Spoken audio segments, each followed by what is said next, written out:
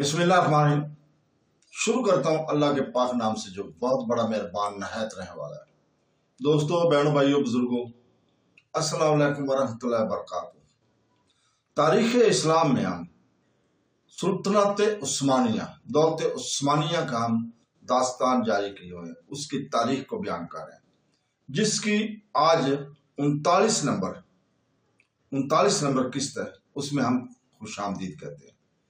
تو دوستو، بہنوں، بھائیوں، بزرگوں، بہت کم لوگ یقین کرتے ہیں کہ ایک چھوٹا سا قبیلہ جس کا نام بھی دنیا نہیں جانتی تھی، چند صدیوں بعد 3 بڑے اعظموں پر حکومت اور حکمرانی کرے گا۔ یہ کہانی ہے سرحدوں کی نہیں، خوابوں کی ہے۔ یہ داستان ہے ان لوگوں کی جنہوں نے خیموں سے نکل کر سلطنتوں کی بنیاد رکھی۔ ارطغرل کا عزم، عثمان کا وژن اور محمد فاتح کا وہ دن جب قسطنطنیہ کی دیواریں لرز اٹھی تھی۔ لیکن سوال یہ پیدا ہوتا ہے کہ کیا یہ سب محض طاقت کا نتیجہ تھا؟ یہ اس کے پیچھے ایک ایسا نظریہ تھا جس نے تاریخ کا دھارا بدل دیا۔ آئیے ہم سلطنت عثمانیہ کے اس سفر پر لے چلتے ہیں جس موڑ پر ایک انقلاب منتظر تھے۔ لیکن اس واقعہ کو سمجھنے کے لیے ہمیں دولت عثمانیہ کی تاریخ کو پڑھنا پڑے گا، اس کے ہر پہلو کو دیکھنا پڑے گا۔ تو دوستو، بہنوں، بھائیوں، بزرگوں، اس سلطان عثمان ثانی کا مختصر عہد حکومت خود اس کے اور سلطنت کے لیے نہایت نامبارک ثابت ہوا تھا۔ ترکوں کو مسلسل شکستوں سے مجبور ہو کر ایران سے صلح کرنی پڑی تھی۔ سن 1618 عیسوی میں اور وہ تمام فتوحات جو مراد ثالث اور محمد ثالث کے عہد میں حاصل ہوئی تھی، ایرانیوں کو واپس کر دی گئی تھی۔ سلطنت عثمانیہ کی مشرقی سرحد پر اسی خط پر پہنچ گئی جس پر سلطان سلیم ثانی کے زمانہ میں تھی۔ ادھر سے فارغ ہو کر سلطان عثمان سلطنت کے اندرونی دشمنوں یعنی ینیچری اور سپاہی دستوں کی جانب متوجہ ہوا، جن کی خودسری اور سرکشی سلطنت کے لیے ایک مستقل خطرہ تھی۔ خصوصاً ینیچری کا نمرد ینیکرجی کا تمرد سلطان اور رعایا دونوں کے لیے یکساں طور پر تشویشناک تھا۔ سن 1621 میں عثمان نے پولینڈ سے جنگ چھیڑ دی، جس کا مقصد یہ تھا کہ اس کی فوج کی قوت بھی کچھ کمزور ہو جائے۔ یہ مقصد ایک حد تک پورا تو ہوا اور سلطانی فوجوں کی جزوی کامیابی کے بعد کافی نقصان کے بعد پسپا ہونا پڑا۔ لیکن اس جنگ کے نتیجے سے عثمان کے خلاف ایک عام برگشتگی پیدا ہو گئی تھی۔ بجائے اس کے کہ وہ رعایا کو اپنا موافق بنانے کی کوشش کرتا، اس نے قوانین اور ضوابط میں نامناسب تبدیلیاں اور سختیاں نافذ کر کے اور دماغ سلطنت کو اپنے برتاؤ سے ناخوش کر کے ہر طبقہ کے لوگوں کو بیزار کر دیا۔ سن 1622 میں اس نے سفر حج کا ارادہ ظاہر کیا، لیکن یہ پوشیدہ نہ تھا کہ اس کا اصلی مقصد دمشق پہنچ کر کردوں اور دوسرے سپاہیوں کو ایک فوج مرتب کرنا تھا، جسے جدید طرز پر منظم کر کے وہ ینیچری اور سپاہی کے لیے بخقرینی کے لیے قسطنطنیہ لانا چاہتا تھا۔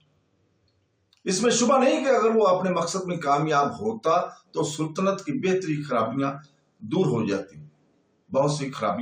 ہو جاتی، لیکن اس قسم کی مہم کے لیے جیسی رازداری اور قوت عمل کی ضرورت تھی، عثمان اس سے خالی تھا۔ ینیچری کو اس کے اصلی مقصد کا علم ہو گیا تھا اور انہوں نے برا فروختہ ہو کر سلطان کو اس سفر سے روک دیا اور پھر موجودہ وزیروں کا قتل کا مطالبہ کیا۔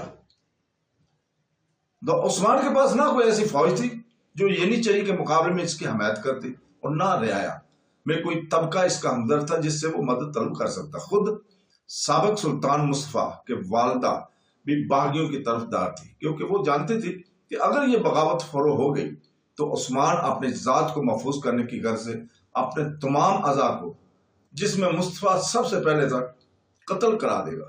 فوج کے مطالبات بڑھتے ہی چلے گئے اور باغیوں نے وزراء سے گزر کر خود سلطان کی ذات پر حملے شروع کر دیے۔ چنانچہ انہوں نے عثمان کو گرفتار کر کے قید کر لیا اور مصطفیٰ کو رہا کر کے دوبارہ تخت پر بٹھایا، داؤد پاشا، جس کے بعد اس بغاوت میں بہت زیادہ دخل تھا، صدر اعظم کے عہدہ پر متمکن ہوا، لیکن اسے اندیشہ تھا کہ مبادا کو انقلاب پھر پیش آئے، لہذا اس خطرہ کو ہمیشہ کے لیے رفع کرنے کی غرض سے وہ اپنے 3 ساتھیوں کو لے کر عثمان کی قید خانے میں داخل ہوا اور نہایت بے رحمی اور شکافت کے ساتھ اسے پھانسی دے کر ختم کر دیا۔ عثمان کا خون تھوڑے دنوں کے بعد رنگ لایا اور خود ینیچری میں قاتلوں کے خلاف برہمی پیدا ہوئی۔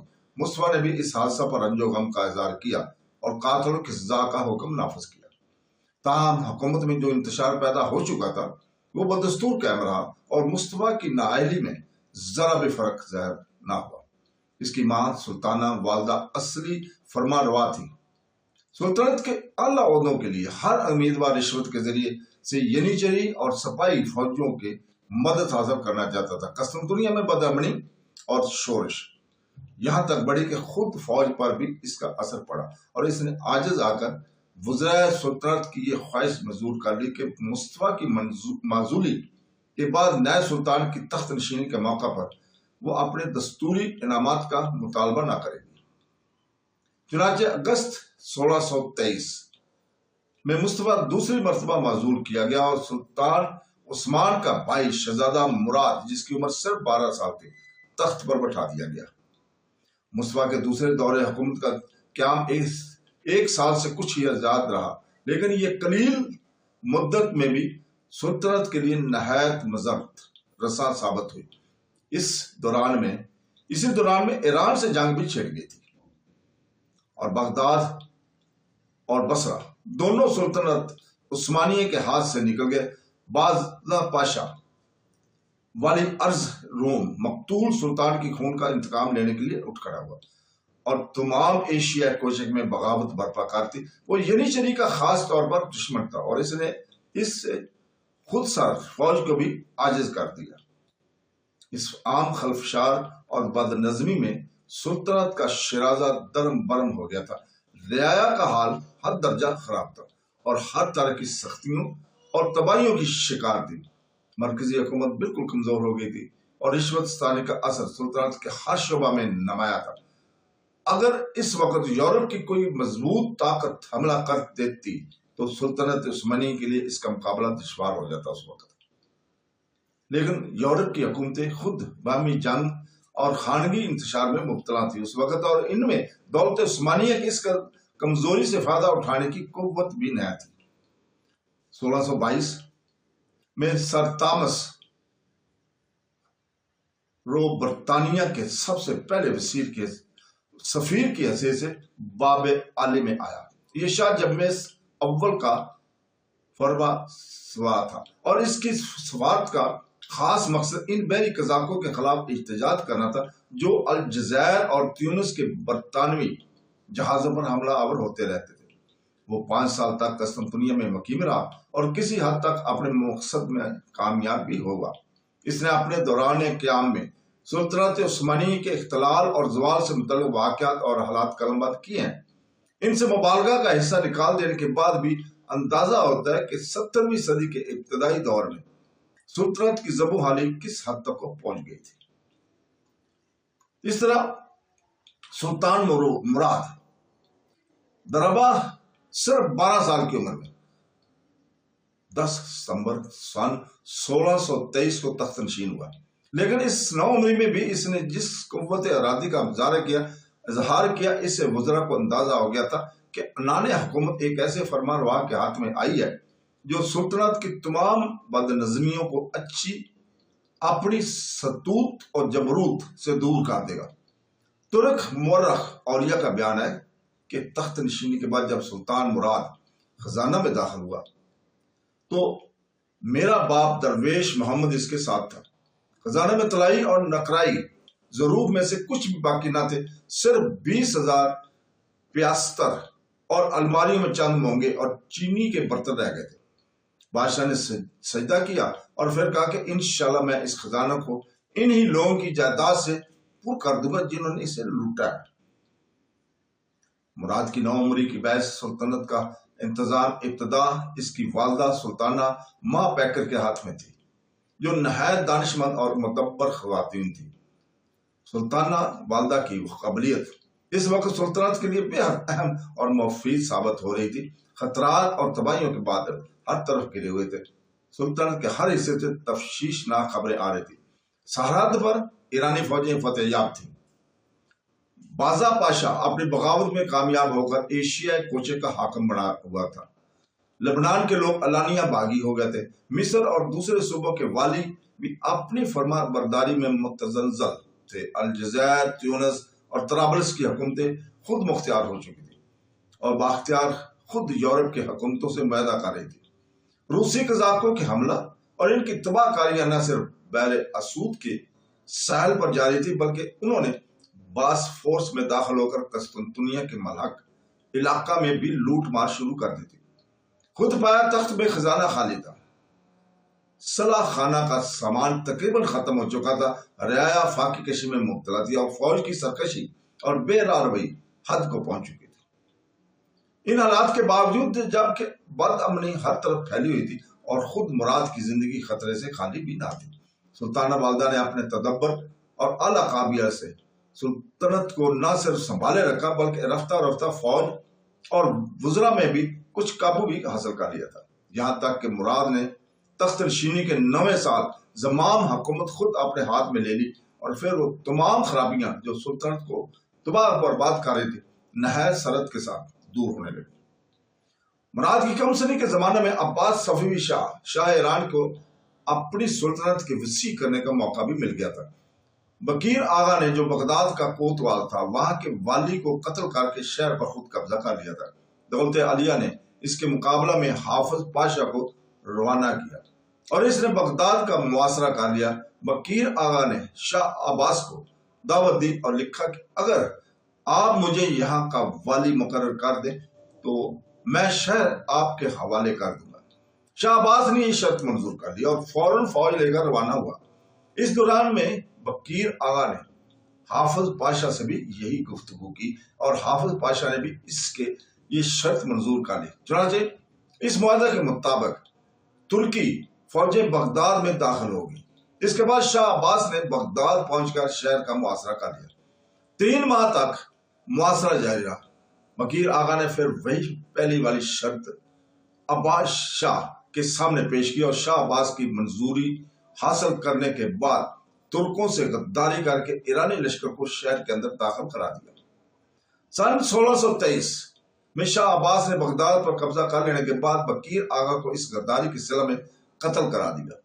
صدر اعظم کماناکش علی پاشا کے مخالفوں نے بغداد کی شکست کی ذمہ داری اسی کے سر عائد کی اور مراد کو مجبور کر کے کہ اسے قتل کرا دیا۔ اس کے بعد چرکس محمد پاشا صدر اعظم مقرر ہوا تھا، لیکن وہ تھوڑے ہی دنوں کے بعد مر گیا۔ سن 1624 میں یہ عہدہ حافظ احمد پاشا کو تفویض ہوا۔ اسی سال اس نے بغداد پر فوج کشی کر کے اس کا محاصرہ کر لیا، جو بہت دنوں تک قائم رہا، لیکن محصورین کے استقلال میں کوئی فرق نہ آیا۔ ینیچیری نے گھبرا کر محاصرہ جاری رکھنے سے انکار کر دیا۔ مجبوراً حافظ پاشا محاصرہ اٹھا کر دیار بکر چلا گیا۔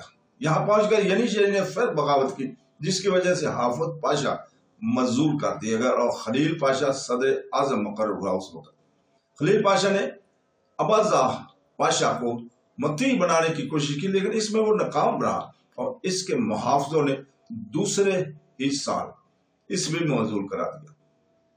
اس کی جگہ خسرو پاشا صدر اعظم مقرر ہوا۔